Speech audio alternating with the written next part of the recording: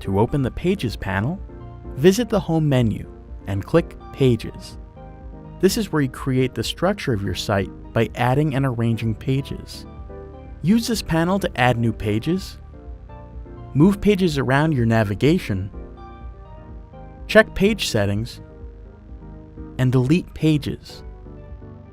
The Pages panel is organized into different sections: primary or main navigation, secondary and footer navigation, and not linked.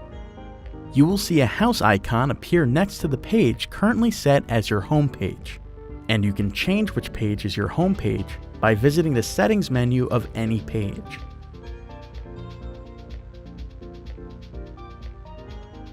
Also, to change the style of your navigation menus, such as fonts, colors, and spacing, use Site Styles.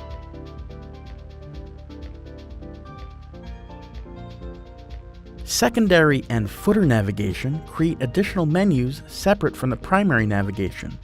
Use these sections for pages visitors can navigate to, but aren't the key focus of your site. Pages in Not Linked don't appear in your site's navigation. Visitors can access these pages by way of direct URLs. Please let us know if you have any further questions. We're always here to help.